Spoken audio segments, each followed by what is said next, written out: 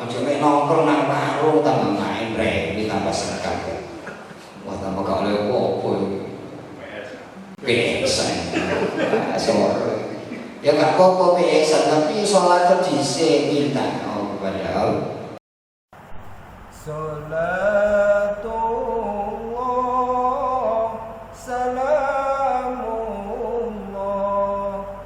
ala toha rasulillah. Salatullah salamullah ala yasin habibi. Al-Fatihah. A'udzu billahi minasyaitonir rajim. Bismillahirrahmanirrahim. Shiratal ladzina Assalamualaikum warahmatullahi wabarakatuh. Waalaikumsalam warahmatullahi Bismillah, alhamdulillah, wassalatu wassalamu ala rasulillah wa ala alihi wa sahbihi wa mawalah wa ba'd. Fala hawla wa la quwwata illa billah. Qala rabbi shrah li sadri wa yassir li amri wahlul 'uqdatam min lisani yafqahu qawli. Amma ba'd. Bismillahirrahmanirrahim. Para bapak, para ibu, jamaah salat Isya yang dimuliakan Allah. Alhamdulillah pada malam hari ini kita masih diberi kesempatan oleh Allah bisa menjalankan sholat Isya berjamaah dan dilanjutkan pengajian rutin. Harapan kita bersama semoga bisa istiqomah dan mendapatkan ilmu yang manfaat. Bismillahirrahmanirrahim. Sekarang kita kaji bab hadis Rasulullah Sallallahu Alaihi Wasallam, kitab Mukhtarul Ahadis. Rasulullah Sallallahu Alaihi Wasallam dawuh, "Ati maftaradallahu alaik takun min abadin nas." Ati nekanono sira maing barang iftaradha kang martokake sapa Allah Gusti Allah alaika ing atase sira. Takun mongko ana sira iku min abadin nasi setengah saking luweh ibadah-ibadah menungso. Wajadani belan ngedono sira maing barang harama kang ngarumake sapa Allah Gusti Allah alaika ing atase sira. Takun mongko ana sira iku min aura'in nasi setengah saking luweh warok-waroke menungso. Wardo lan ridho sira bima kelawan barang kosama kang bagi sapa Allah Gusti Allah. Kosama kang bagi ing mah sapa Allah Gusti Allah kang marang sira. Takun mongko ana sira iku min alunan nasi setengah saking luweh sugih-sugihe menungso. Rawahu nyritakaken ing hadis sapa Ibnu Adi Ani bin Mas'ud yang saking sahabat Ibnu Mas'ud. Bismillahirrahmanirrahim. Yang meriwayatkan ini sosok sahabat senior yaitu sahabat Ibnu Mas'ud. Sahabat Ibnu Mas'ud itu sahabat yang pernah disuruh untuk membacakan Al-Quran di hadapan Rasul. Ibnu Mas'ud, bacalah Al-Quran. Terus dijawab oleh Ibnu Mas'ud, kenapa ya Rasul kok saya, padahal yang dituruni wahyu Al-Quran itu panjenengan, kok saya yang disuruh membaca? Diteruskan oleh Rasul bersabda, ya karena saya kepingin mendengarkan ayat-ayat Al-Quran dari lisan orang lain. Nah ini termasuk hadis yang mana Rasul itu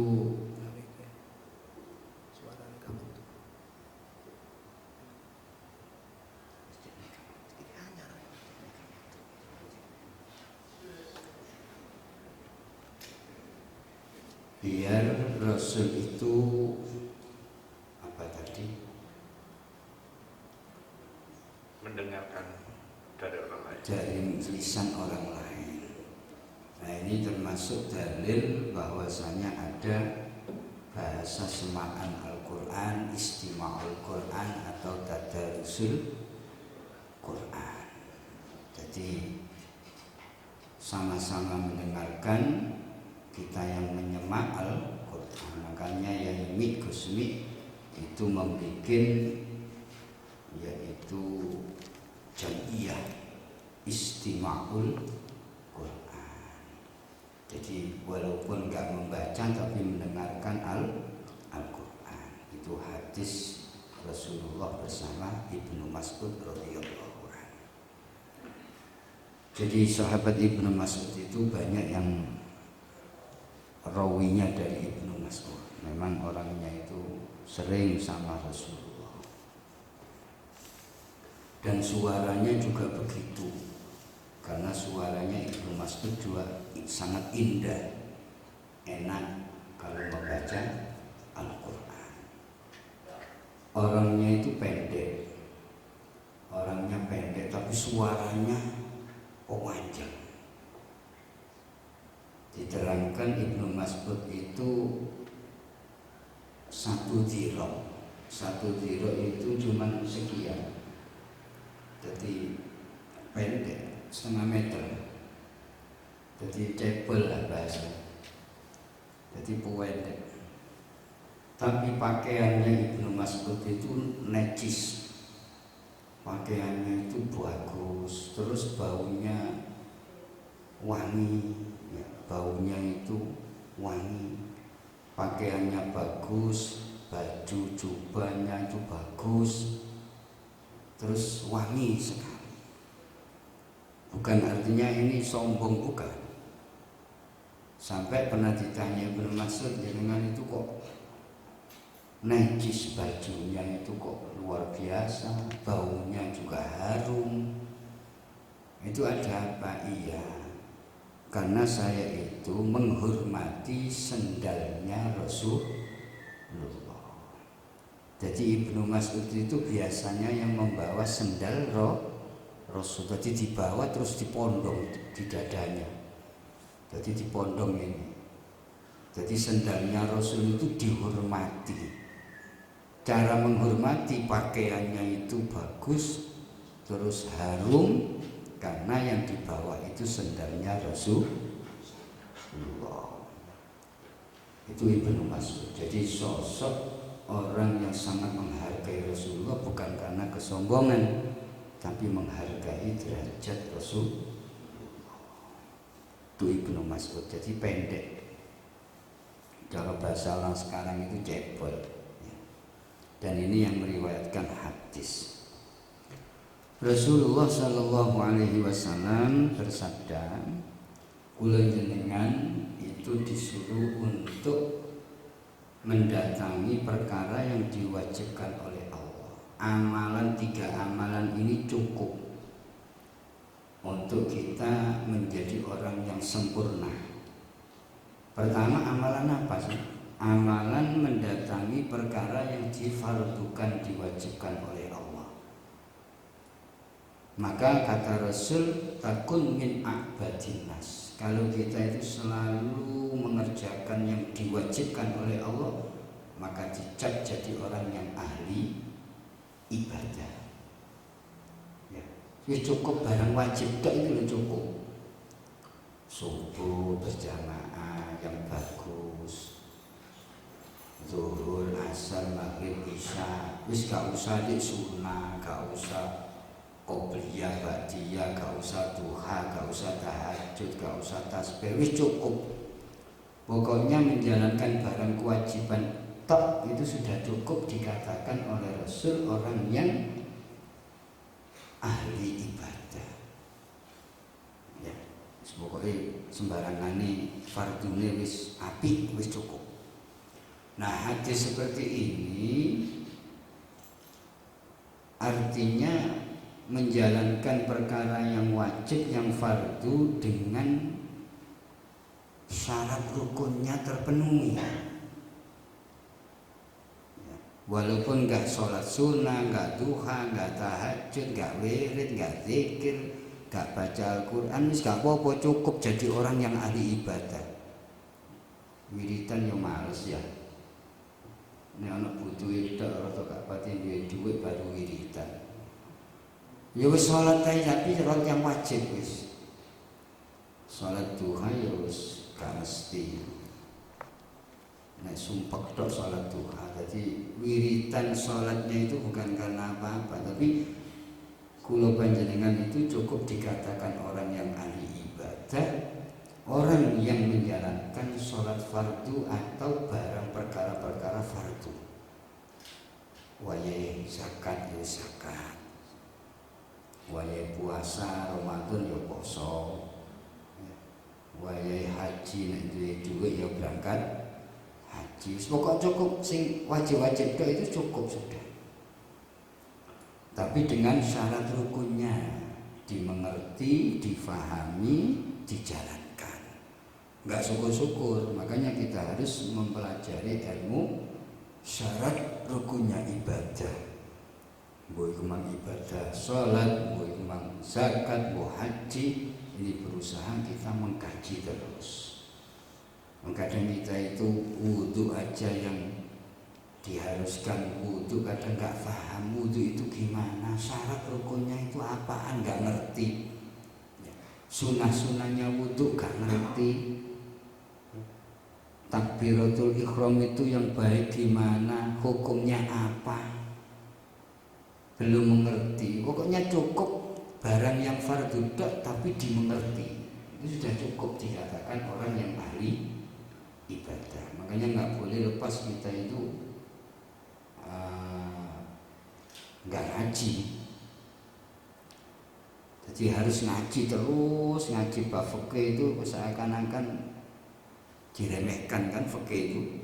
Ada fikih nek bab ngono tok. Seakan-akan seperti itu, padahal fikih itu yang menunjang ibadah kita jadi sah. Bahkan Kanjeng Nabi nate dawuh besok akhir zaman itu ada orang 50 sholat tapi la tuqbalu sholatuhum. Ada orang 50 sholat itu semuanya enggak diterima sholatnya. Itu akhir zaman. Loh kok seperti itu Rasulullah dawuh? Iya, karena saking pentingnya ibadah wajib yang dibarengi ilmu. Nah, akhir-akhir zaman itu orang mengkaji ilmu, khususnya ilmu fikih bab syarat rukunnya ibadah itu diremehkan. Yang penting ibadah, yang penting wiritan. Tapi gak ngerti arti daripada ibadah tersebut. Nah, ini yang membahayakan. Makanya kalau bab pengajian itu biasanya peminatnya itu sedikit, itu wajar. Ya wong 5-10 itu akeh. Tapi nek bab zikir, istighosa, apa jamiah, wah banyak. Tapi disuruh ngaji bab agama, bab hukum. Kalau bab agama, bab hukum itu nggak ada peminatnya, nggak ada.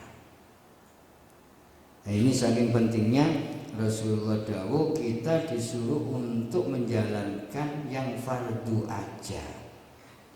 Baik sholat, puasa, zakat, pokoknya yang fardu itu sudah cukup bekal kita nanti dan sekarang dicap oleh Rasulullah menjadi orang yang ahli ibadah. Wudu itu gak paham, wudu itu apa? Caranya wudu gimana? Wong sholatnya itu gimana? Apalagi masalah khusyuknya, wong sholat ya syukur-syukur jungkir-jungkir kan gitu dok. Nah ini kula panjenengan berusaha nggak boleh putus masalah ilmu, masalah ibadah. Itu pertama. Yang nomor 2, wajtanib ma harramallahu 'alaika takun min aura'in nas. Kita disuruh menjauhi apa yang diharamkan oleh Allah. Maka sudah cukup kita dicap oleh Rasul menjadi orang yang warok. Warok itu menjaga dari barang yang haram atau syubhat, remeng nggak jelas halalnya, itu sudah cukup. Nggak harus jadi orang warok itu wong sing gak mangan seminggu ya poso tok yang enggak harus seperti sampai mangan tok gak apa-apa, pokoknya maksiat dijauhi, perkara yang haram dijauhi, sudah cukup. Nggak harus kita itu zikir tok, wiritan tok, poso tok, akhirnya jadi orang warung. Enggak, kata Rasul. Kata Rasulullah, pokoknya kita menjaga barang yang dilarang, yang diharamkan oleh Allah, itu sudah cukup dikatakan orang yang warok. Warok itu bukan arti warok bahasa Indonesia, tapi warok bahasa Arab. Warok itu menjaga dari perkara yang diharamkan oleh Allah. Itu sudah cukup. Nggo mripat, nggo tangan, nggo sikil, pokoknya kita jaga jangan sampai menjalankan maksiat. Ya. Nah, ini kita berusaha untuk menjaga barang yang haram. Jadi ini penting. Jadi menjaga barang haram ini sangat penting. Dan warok itu ya kalau menurut kesufian itu ya macam-macam ya. Warok itu artinya hati-hati. Hati-hati itu gimana? Hati-hati itu hidup itu katanya Sayyidina Umar seperti kita berjalan di atas jalan yang sangat licin. Gimana? Kalau jenengan hidup di dunia itu seperti orang yang jalan di atas jalan yang licin. Adik gelap bisa. Apa bisa bergaya kira-kira? Sampai bisa joget kira-kira? Melaku nang dalan sing dalane iku licin, ora uline bisa. Ayo sampe kate joget. Nanti Jadi bisanya gimana saya bisa selamat di jalan yang licin ini? Yo hati-hati. Jangan sampai terpreset, apalagi sampai jatuh. Jadi pokoknya hidup itu hati-hati, ojo sampai tiba. Terpreset jangan sampai. Itu namanya bahasa warok, katanya Sayyidina Umar, hati-hati. Walaupun diiming-iming duniawi ya, walaupun banyak sekali, jangan, kalau itu enggak haram. Coba jenengan saya suruh, wis Mas, ini tolong sampean pegang uang 10 juta. Padahal yang disuruh itu orangnya ngerti bahwasanya ini barang bahaya. Contohnya kayak kabel listrik yang besar di atas ya, Mas, itu kabel itu mudo itu ya. Terus apa-apa itu kabel yang buatin luar biasa itu yang besar. Coba pegangin kabel yang ada di atas itu. Saya kasih uang 10 juta. Wani enggak kira-kira? Ya kematian. Langsung setrum mati kan. Jadi enggak tertarik dengan uang 10 juta ini, enggak tertarik. Atau dikongkon ngemut pisan. Iki lho muten kabel iki. Mau nggak ngemut? Nah, itulah hati-hati barang yang haram, yang subhat. Nah, di zaman sekarang itu ya banyak barang-barang yang haram atau subhat yang kula panjenengan itu kurang hati-hati. Nanti berusaha, kalau kita berusaha untuk menjauhi barang yang diharamkan oleh Allah, maka kita dicap oleh Rasul menjadi orang yang warok. Yang ketiga, amalan yang ketiga, wardo bima qasamallahu lak takun min aghnan nas. Kita disuruh untuk ridho, ridho atas pembagian dari Allah. Maka kita dicap oleh Rasul menjadi orang yang sangat terkaya di dunia ini, nomor 1 kayanya. Tapi syaratnya ridho dengan pembagian Allah Subhanahu wa taala. Aku ini dibanding Raja Korun sik sugihan aku. Nabi Sulaiman sik sugihan aku. Pak Jokowi sik sugihan aku. Aku wong sing paling sugih sak donya min aghnan nas, kata Rasulullah. Sugih-sugihnya menungso aku paling sugih. Nah caranya gimana?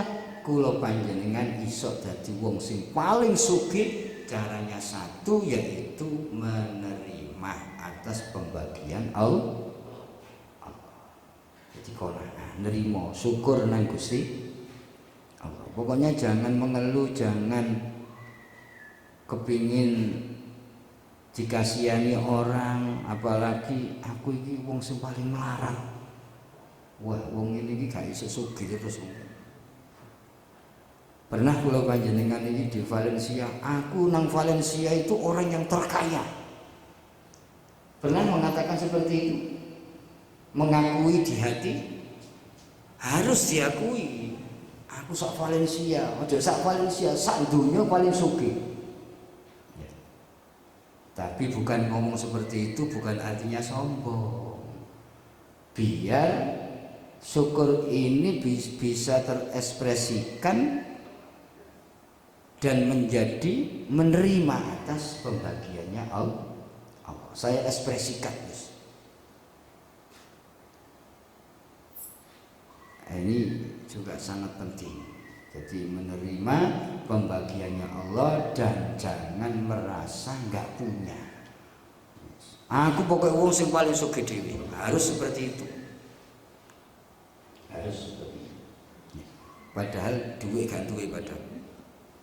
Tapi wani ngomong, padahal uangnya nggak punya, tapi wani ngomong.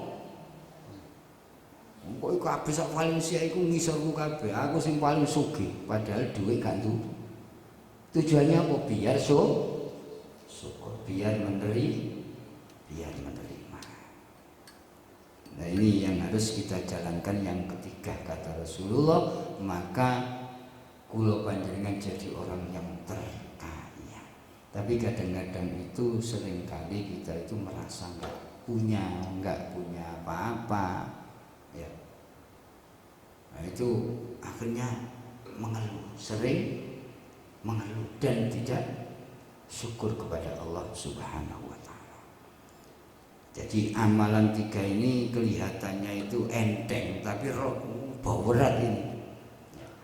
Berusaha menjalankan perkara yang difardukan oleh Allah. Pokoknya barang wajib tok wis cukup.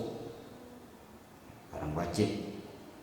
Yang nomor 2, berusaha untuk menjauhi yang diharamkan oleh Allah. Dan yang nomor 3, kita berusaha menjadi orang yang terkaya. Bagaimana caranya kita menjadi orang yang terkaya di dunia? Caranya syukur, ridho dengan pembagian Allah. Apalagi kok jenengan punya uang, punya dana buahnya, sampean beli gak apa-apa.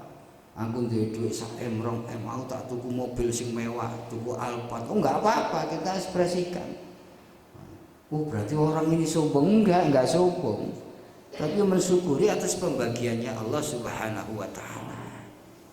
Biar tidak dianggap macam-macam. Jadi pas gak duwe duit ya wis gak masalah, pas duwe akeh untuk beli apa-apa, biar gak dianggap apa-apa sama orang, kita tetap berusaha berqanaah, bersyukur. Insya Allah hidup kita itu jadi orang yang terkaya di dunia. Pokoknya jangan merasa miskin. Saya yang paling terkaya di dunia. Nomor 2, pertama Gusti Allah, yang kedua saya. Sak Valencia, enteng Valencia. Sak dunia paling sugih aku nomor 2. Tapi kebanyakan manusia enggak, kebanyakan merasa dirinya itu orang enggak punya, ya. Merasa miskin. Nah ini akhirnya miskin terus hatinya. Miskin terus. Seperti Sayyidina Ali karramallahu wajhah. Sayyidina Ali itu sosok sahabat yang terkenal afqarus sahabat, sahabat yang sangat miskin. Tapi sahabat Ali itu kemiskinannya tidak menjadikan beliau itu akhirnya merasa miskin, tapi beliau justru tambah merasa kaya. Nah itu dibarengi sama istrinya yang setia, Nyai Fatimah juga begitu sama. Sampai waroknya itu terkenal Sayyidina Ali karramallahu wajhah. Jadi menurut definisi Sayyidina Ali itu warok, zuhud, sufi yang sangat notok itu Sayyidina Ali. Yang dipangan nanti itu nggak ada, yang dimakan nanti nggak ada, itu namanya zuhud warok. Anak kula panjenengan kan si ono jagane beras saulan si ono. Ya. Diarani warok ya warok pokok iki mang. Pokoke gelem ngedohi barang sing warok. Tapi ojo warok melok ka Sayyidina Ali wis gak nutut. Suatu hari Sayyidina Ali itu dimintai belanja sama istrinya. Mas Ali, ini sudah mau 3 hari, ini nggak ada makanan sama sekali. Hasan Husain ini nggak makan, gimana? Oh iya, saya tak cari kerjaan. Ya, mencari pekerjaan Sayyidina Ali nggak dapat. Ya, mungkin naik mari PPKM. Atau angel boleh pekerjaan. Pandemi. Wah, akhirnya cari kerjaan nggak dapat, masuk masjid. Itu di hadis Arba'in diterangkan. Masuk masjid sholat. Setelah sholat minta sama Allah, tapi nggak mau pulang Sayyidina Ali. Engko nek dijaluki duwe aku bahaya. Saya nggak pulang. Cari lagi. Ya, pekerjaan nggak dapat lagi. Akhirnya masuk masjid sampai ketiga. Baru 3 hari mau 4 hari ini kalau saya nggak pulang nanti diharap-harap sampai istri, kok Hasan Husain gimana? Akhirnya ada tumpukan pasir dimasukkan ke wadah apa ngaranne biyen kantongan. Kantongan dimasukkan pasir ke kantongan. Nah, ini nanti seumpama tanya saya omongkan, oh ini ada beras. Wah, akhirnya pulang ke rumahnya Nyai Fatimah. Setelah pulang ke rumah Nyai Fatimah, belum masuk sudah bau masakan. Loh, Fatimah itu kok masak apa ini? Kok bau masakan yang enak lezat ini? Akhirnya Sayyidina Ali nggak mau masuk, dodok pintu, assalamualaikum terus akhirnya alhamdulillah Mas Ali matur suwun. Ya. Jenengan sudah 3 hari ini nggak pulang, alhamdulillah. Majikan jenengan itu majikan yang sangat dermawan. Loh, kenapa? Karena saya itu dikasih uang, ya, katanya dari Sayyidina Ali itu kerja di Jelagan situ 3 hari. Ini saya dikasih uang untuk masak ini. Barangkali Mas Ali itu pulang, saya masakkan ini sudah 3 hari. Alhamdulillah Jelagan di kan mana? Kok ini ngekei duit jadi dikongkon masak. Loh, itu apa yang dibawa Sayyidina Ali? Nah ini, oh ini apa sih Fatimah? Ini bukan apa-apa, sedikit kok. Ya enggak apa-apa bawa masuk. Enggak ada apa-apa kok. Ini cuma beras sedikit. Tapi alhamdulillah dibuka. Enggak apa-apa Sayyidina Ali, enggak apa-apa. Dibuka oleh Nyai Fatimah, bismillahirrahmanirrahim, jadi beras teman. Sok nyulam sing asale pasir jadi beras. Iki barokah orang yang berikhtiar, setelah ikhtiar enggak dapat tetap fatawakal ala Allah. Fa idza azamta fatawakkal ala Allah. Ketika ikhtiar enggak dapat, tetap kita berdoa kepada Allah, sholat duha di masjid. Yo mandi. Akhirnya diceritakan kronologinya. Lo sampean itu dari mana, Jelagan mana? Oh enggak, aku itu gak oleh kerjaan.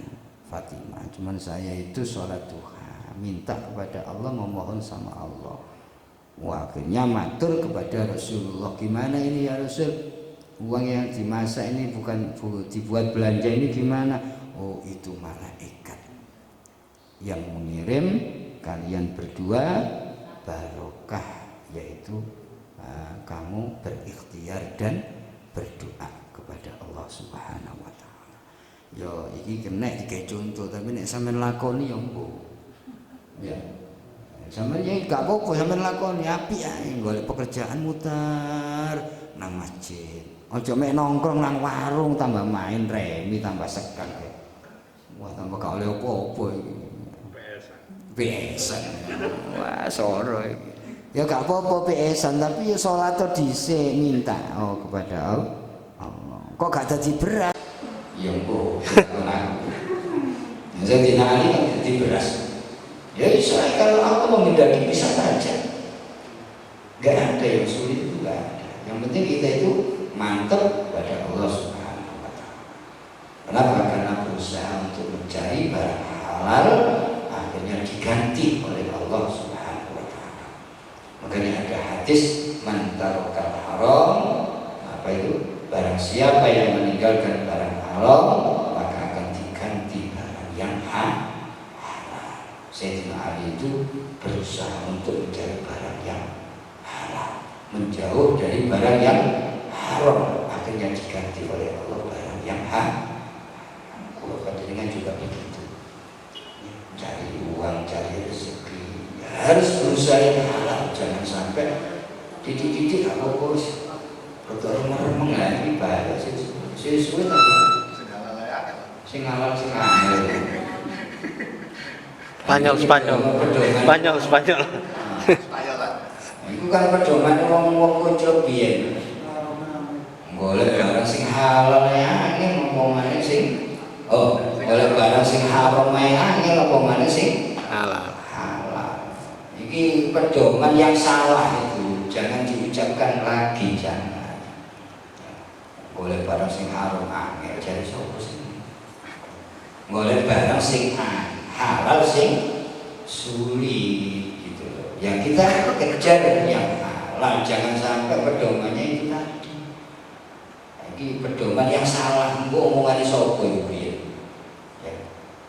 Omongan kok sampai sekarang kok masih berlaku, akhirnya ngawur nih.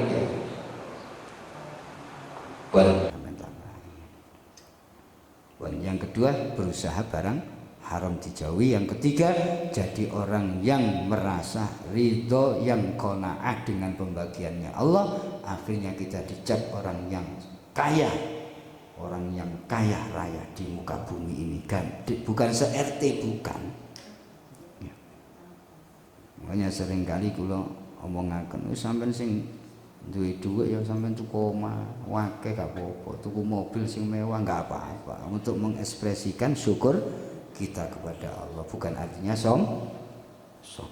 Nek di dhuwit, nek gak di dhuwit ya gak apa-apa, sampean ngomong tok ya gak apa-apa. Gak di dhuwit ya iki paling sugih aku iki sak Valencia gak apa-apa.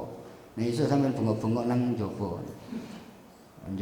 Aku paling sugih, Pak Mirza kalah. Ada kan jadi ada. Cek nerimo ati ini. Wan, ada pertanyaan kira-kira? Wan dekat mengko kula panjenengan saged nglampahi Al-Fatihah.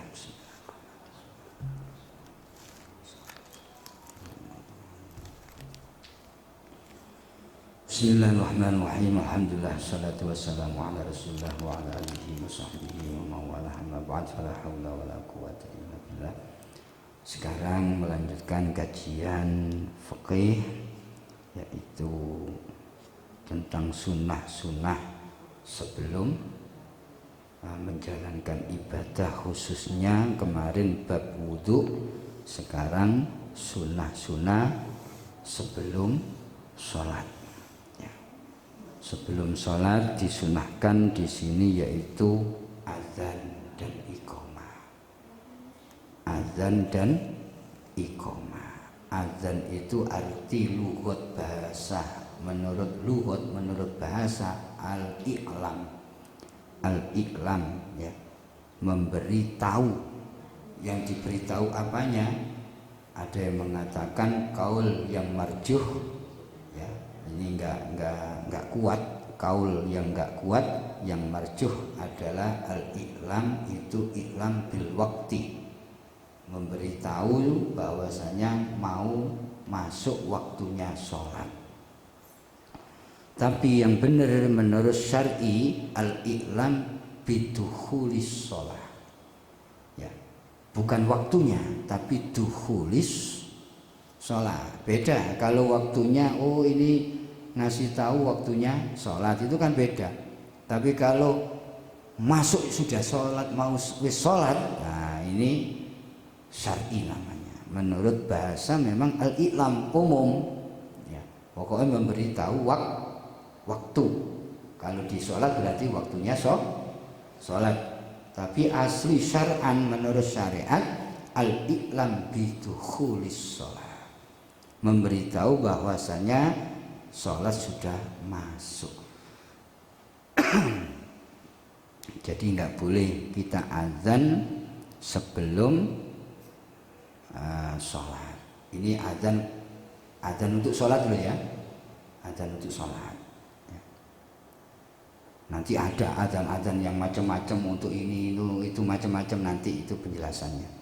Yang penting pertama kita disunahkan sebelum sholat yaitu azan. Setelah azan disuruh ada jeda bidzikri ya, kelawan zikir wa du'ain, kelawan doa. Setelah sholat jenengan zikir, jenengan doa, monggo ya, baik dikeraskan atau tidak, ada jeda sebelum iqomah. Kadang-kadang ada yang sholawatan, monggo terserah. Ada yang tidak, tapi setelah sholat itu berzikir sendiri, menunggu kumpulnya orang ya. Jadi terserah jenengan. Saya nggak bahas ini Muhammadiyah NU, tidak. Bah sampean sholawatan keras monggo, atau nggak sholawatan zikir sendiri monggo. Kenapa? Karena bainal azan wal iqomah waktun mustajabah. Antara azan dan iqomah itu ada waktu yang mustajabah. Eman kalau nggak dipakai zikir, ndonga, ya jangan terlalu kalau waktunya maghrib kan agak pendek. Kalau selain maghrib sama isya itu agak panjangkan nggak apa-apa. Nah panjangnya itu gimana ukurannya? Ukurannya kira-kira dipakai mandi, dipakai wudhu, dipakai bajuan sarungan, itu kira-kira panjangnya jedahnya. Pokoknya gak ada junub loh ya. Saya kadang-kadang terlalu pendek ya. Sekian azan langsung iqomah. Jangan, itu kita tunggu dulu jamaah yang lainnya.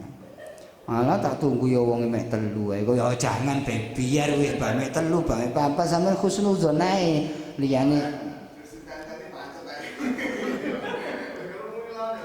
ya jangan seperti itu. Ya husnuzon ae wis. Husnuzon ae. Oh, mungkin wong-wong iki repot. Yang penting kita itu menyiapkan gitu loh, menyiapkan untuk orang lain berjamaah. Ya sekutu sabar ya. Enggak harus langsung ada orang banyak, enggak. Nah ini kita maksimalkan sendiri untuk berzikir, untuk berdoa. Jadi bainal azan wal iqomah. Ya mbok sampean ki karo adus jebar-jebur wis gak usah dek. Sing bersih nemen terus pakaian bajuan terus sholat qobliyah kira-kira 10 menit cukup? Wis 10 menit lah. Ini biasa pinter 15 menit itu kecil kedidik. Wah ini ditambahi jedai, ditambahi santai mawon. Nggih Mboten, itu kira-kira menurut ukuran ulama, bukan menurut kita. Jadi menurut ulama itu jedah antara azan dan iqamah itu dipakai mandi, dipakai bajuan, dipakai sholat sunnah, itu kira-kira seperti itu. Bukan ukuran kita loh, nek kula jenengan iki gak kena diukur oleh wonge kesusuan. Ya. Ini ukuran ulama. Ini azan, sunnahnya sholat. Walaupun azan itu sunnah untuk yang lainnya, ini sementara bab sholat. Azan secara lugat, secara bahasa adalah al-i'lam biwaqtin. Jadi memberi tahu bahwasanya waktu masuk, ada waktu. Tapi menurut syariat bukan sekedar itu waktu masuk sholat. Wes masuk. Makanya nggak boleh azan kalau belum masuk sholat. Hukumnya gimana? Yo haram. Wong durung zuhur, belum zuhur jam 10 azan. Wongi sadar loh. Aku tak azan zuhur. Jam piro? Jam 10. Yo haram. Kenapa kok haram? Tala'ub bil ibadah. Karena mainan ibadah itu kalau nggak ngerti ilmunya akhirnya haram karena mainan ibadah. Jenengan takbiran durung riyo, waduh takbiran, Allahu Akbar, gimana hukumnya? Belum hari raya, haram. Itu namanya mainan ibadah, sama dengan azan. Kecuali yang tidak haram ta'allum, belajar. Aku belajar azan, aku belajar takbiran. Kalau belajar nggak apa-apa kalau belajar. Tapi tujuannya ta'allum, tujuannya belajar. Tapi kalau nggak ada unsur belajar, memang disengaja sudah hafal, sudah ngerti. Azan itu wis hafal karuane, azan gak hafal urutane, oh asal mulai. Nek wis hafal ya gak usah. Pun ini masalah azan. Hadis masalah azan asbabul wurudnya yaitu banyak para sahabat itu dikumpulkan oleh Rasul itu kalau di tarikh. Sahabat kumpul, gimana tanda-tanda mau sholat itu yang enak diapain? Yang satu usul, ya Rasul, ditandai dengan menandai bendera.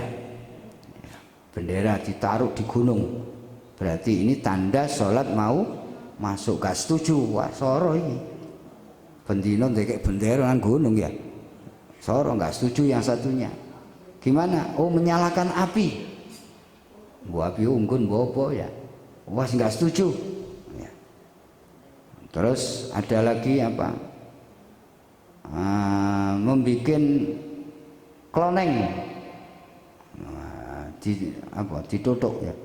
Jadi kloneng ditutuk, dipukul-pukuli biar ini tanda ijma'un nas untuk mengumpulkan manusia supaya diajak sholat. Itu asal mulanya, tapi nggak jadi juga. Kenapa? Karena khawatir nanti isbah bin Nasara, ya, menyerupai orang Nasrani. Orang Nasrani kan pakai kloneng, ya, pakai kloneng. Nah, tapi akhirnya ada sahabat yang namanya sahabat Abdullah. Sahabat Abdullah ini mimpi diperintah Rasulullah. Ya, diperintah Rasulullah, dan di dalam mimpi itu ada orang yang membikin kloneng. Ya. Terus akhirnya, ya Abdullah atabi ahadan nakus. Ya. Abdullah, kamu itu loh, kok bawa kloneng untuk apa? Apakah kamu jual? Kok kamu itu kok bawa kloneng? Apa jual kloneng? Oh enggak, saya itu enggak jual, tapi saya itu disuruh Rasulullah untuk apa? Menandai sholat. Oh, setelah itu akhirnya Rasulullah Abdullah ini diomongi sama orang laki-laki. Awala adulluka, apakah kamu Abdullah nggak ada pelajaran yang lebih baik, kata orang laki-laki ini. Padahal laki-laki itu Rasulullah. Apa itu? Akhirnya dipelajarkan oleh seorang laki-laki ini kepada Abdullah, dipelajari Allahu Akbar sampai habis. Setelah itu bangun dari tidur, mimpi ya, mimpi bawa keloneng, terus ada laki-laki terus memberi pelajaran Allahu Akbar. Setelah itu akhirnya bangun, setelah bangun ke Rasulullah Shallallahu Alaihi Wasallam pas subuh pas ya. Setelah pas subuh datang ke hadapan Rasul. Akhirnya Rasulullah itu diceritain, ya Rasul, saya itu tadi malam itu ngimpi gini, saya bawa ini. Waktu itu saya itu ditemui ada orang laki-laki yang memberi pelajaran. Sampai ngerti, sapa lanang ana hakun, itu mimpi itu benar, adalah saya itu, kata Rasulullah. Jadi mimpimu itu benar, yang laki-laki yang memberi pelajaran kepadamu itu saya. Bener. Wes sekarang kamu berjalan, kamu berdiri sama Bilal waktu subuh. Akhirnya sahabat Abdullah itu bareng sama Bilal. Ya. Jadi Bilal langsung ditalaki. Ya. Ditalaki itu dikasih ilmu berhadapan. Bilal, aku itu mimpi dikasih ilmu sama Rasul, mimpi azan. Kenapa? Karena suaraku itu enggak bagus, suaramu yang paling bagus. Tolong impiku ini kamu tirukan. Ya, akhirnya langsung ditalaki. Allahu Akbar, Allahu Akbar. Sahabat Bilal nirokno. Allahu Akbar, Allahu Akbar. Sampai asyhadu an la ilaha illallah. Nah itu langsung talaki pas subuh. Setelah subuh kok langsung ditalaki sama Abdullah itu tadi. Sahabat Bilal menyuarakan suara, akhirnya terdengar Sayyidina Umar radhiyallahu anhu. Nah Sayyidina Umar akhirnya keluar dari rumah dan mengambil rida'uhu, mengambil jarik surban, mengambil Sayyidina Umar. Keluar juga, walladzi ba'asaka bil haqqi nabiyyan laqad ra'aitu misla ma ra'a. Demi zat yang mengutus Rasul menjadi nabi, yang diucapkan azan Bilal tadi itu sama dengan saya yang waktu tadi malam saya mimpi. Siapa yang memberi pelajaran? Saya, sahabat Umar. Jarine Abdullah. Oh, mimpimu kok podo ambek aku persis. Aku membengi yo ngimpi ditemui orang dikasih pelajaran azan. Kok podo cocok ambek mimpi ini Sayyidina Umar. Jadi sahabat-sahabat dikasih ilmu sama Rasulullah, yaitu pelajaran ilmu azan. Itu asal muasal azan pertama yang dikumandangkan oleh sahabat Bilal waktu subuh.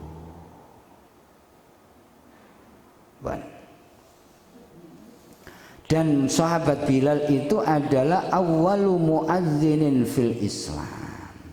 Walam yuadzin ba'dan nabiyyi illa marratan wahidah. Sahabat Bilal itu pertama kali sahabat yang adzan di waktu Islam. Jadi Islam ada adzan itu gara-gara sahabat Bilal. Dan sahabat Bilal itu tidak pernah adzan setelah Rasulullah wafat. Ya, kecuali satu kali tok.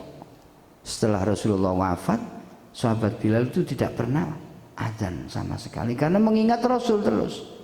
Ya. Cuman sekali tok. Dan itu pun sahabat Bilal itu adzan di tempat yang pertama kali, yaitu di suthil masjid. Jadi biyen niku adzane naik ke loteng ya. Sampai sekarang kan ada di bekas Madinah kan. Nah, itu bekas. Ya. Kenapa? Karena sahabat Bilal itu dicari-cari sahabat. Rindu dengan suaranya sahabat Bilal. Dan semuanya para sahabat itu merasa lega dan sampai banyak yang mengatakan, apakah Rasulullah masih hidup? Ayah ya Rasulullah, apakah Rasulullah masih hidup? Di mana ini? Kok ada Bilal azan lagi? Itu apa? Ayah ya Rasulullah. Padahal Rasulullah sudah wafat lama dan memang tidak pernah mendengarkan azannya Sayyidina Bilal. Nah, cuman satu kali setelah Rasulullah wafat. Ya. Ini kehebatannya Sayyidina Bilal. Yes. Setelah itu fama ru'ya ba'da mufaraqati Rasulullah lidunya aksaru bagian wa bagiatan min zalikal yaum hatta na'lama hatta innahu lam yutimmal azan. Ya.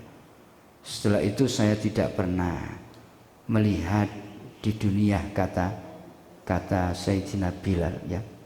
Saya tidak pernah melihat dunia itu seindah Rasulullah. Enggak ada yang indah di dunia ini setelah Rasulullah, itu enggak ada, katanya Sayyidina Bilal. Jadi isinya Sayyidina Bilal itu setelah enggak adanya Rasulullah, setelah adzan terakhir itu isinya cuman bagian, cuman menangis tok. Isinya hidup itu menangis tok.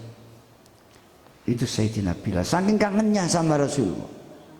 Sampai fahusya alaih, ketika menyebutkan asyhadu wa asyhadu anna Muhammadar husya alaih, ya, sampai semaput langsung, saking kangennya sama Rasulullah. Ketika membaca syahadat dua, yang kedua itu langsung kelenger, langsung semaput Sayyidina Bilal itu, saking rindunya sama Rasulullah. Karena yang dilihat sama Rasulullah di dunia itu nggak ada yang sangat indah kecuali pandangan Rasulullah. Selain pandangan Rasulullah nggak ada yang indah.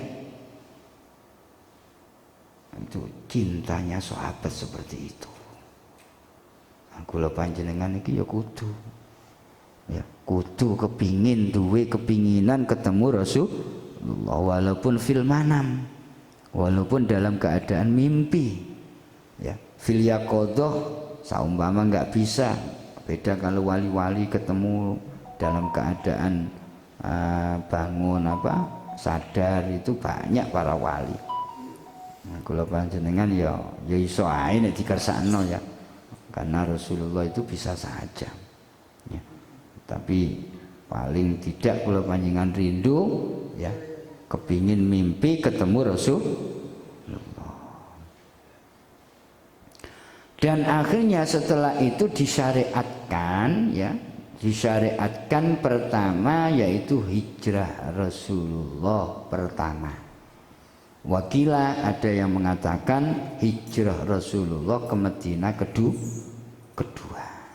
Jadi azan itu dimulai hijrah pertama, wakilah kedua. Nah, iqomah itu gimana? Iqomah itu khususiat, ya. Iqomah dengan azan itu beda, ya. Kalau iqomah itu khususiat Rasul, selain Rasulullah, selain umatnya Rasulullah Muhammad itu nggak ada iqomah. Nabi-nabi dahulu itu nggak ada iqomah, itu nggak ada. Kalau azan ada, cuman mungkin beda ya redaksinya. Tapi kalau Rasulullah umatnya suruh iqomah itu khususinah, khusus bagi umatnya Rasulullah. Bismillahirrahmanirrahim. Dan ini pentingnya azan. Dan ini tanda untuk masuknya sholat. Jangan dipakai mainan kalau nggak ada unsur ta'lim, ta'allum, ya, nggak ada unsur belajar. Yes.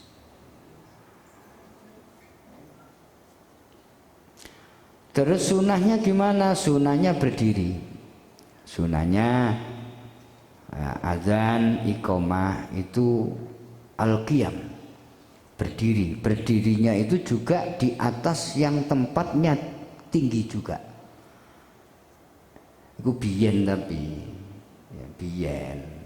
Nek saiki yo walaupun nang nisor yo suarane tutuk dhuwur ya. Ono speaker itu dulu, mungkin sekarang sudah tercukupi dengan speaker ini mungkin ya. Karena dulu itu ada corong apa ning ngarane? Apa? Yes corong ini. Guys seng pian ya masyaallah kula seeling kok langgar-langgar pian.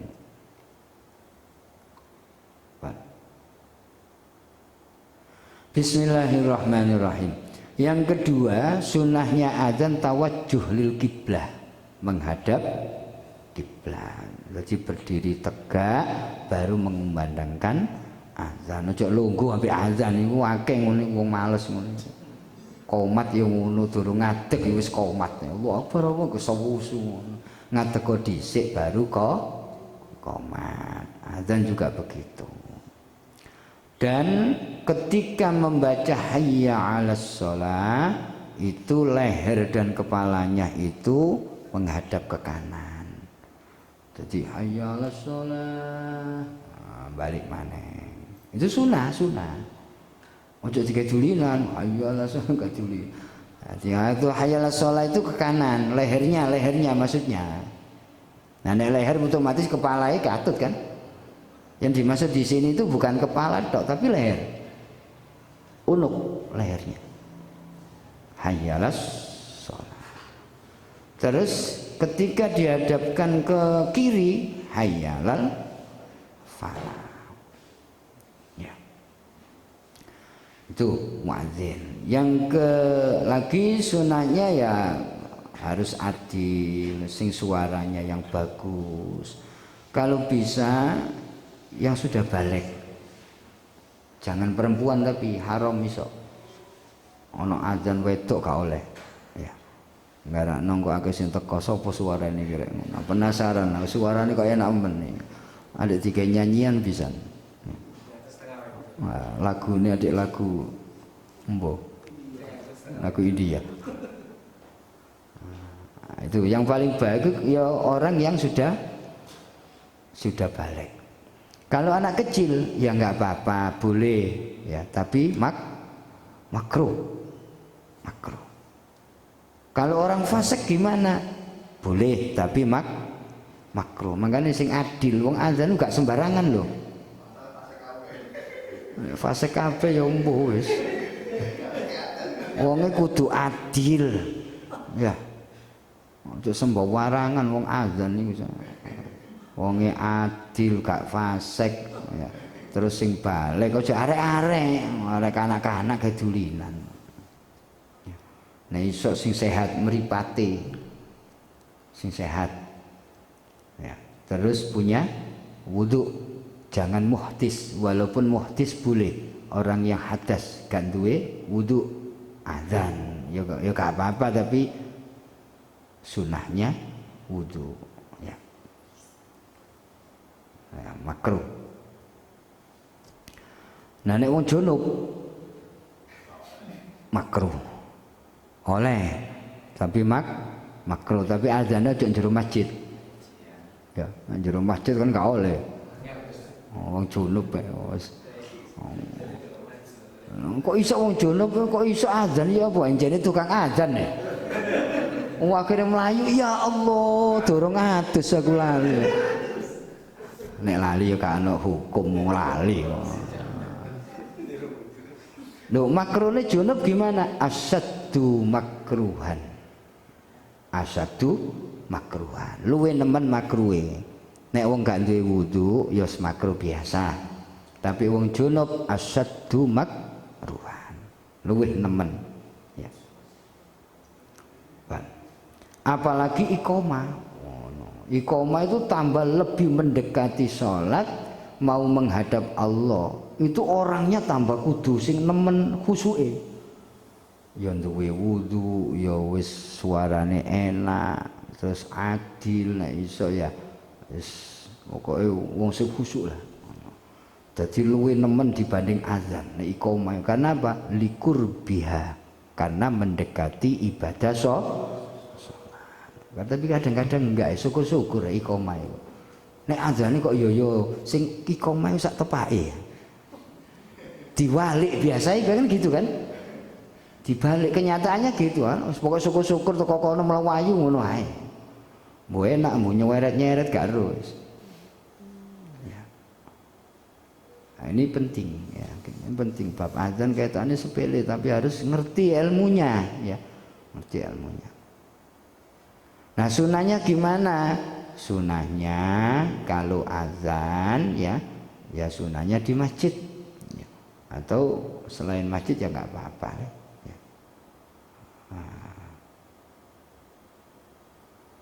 Nah, kalau riwayat di sini yang satu nggak di masjid ya sebelum azan subuh, tapi subuhnya di masjid dulu loh. Tapi tujuannya muadzin itu untuk menarik orang sholat, diajak ke masjid. Nanti biyen sahabat-sahabat biyen ono sing azane nang pasar ya boleh-boleh aja untuk menarik orang supaya jalan sholat ke masjid. Dan ini sunah-sunahnya harus ngerti dulu. Yes. Terus lagi disunahkan bagi orang yang mendengarkan. Nah, orang yang mendengarkan itu sunnah menjawab apa yang diucapkan oleh muadzin, kecuali hayyalas shalah dengan hayyalal falah. Dua. Jadi nek imam muadzin Allah Akbar ya kita jawab Allah Akbar. Wis kalau biasa nek hayyalas shalah hayyala la haula wala quwata illa billah. Wis. Tapi ini yang sudah terbiasa di lingkungan kita yang terakhir ya hayyalas shalah hayyalal falah Allahu akbar kita jawab dengan Allah. Tapi yang terakhir la ilaha illallah kula jenengan jawab ya apa? La ilaha sampean tambahi apa enggak? Itu yang salah.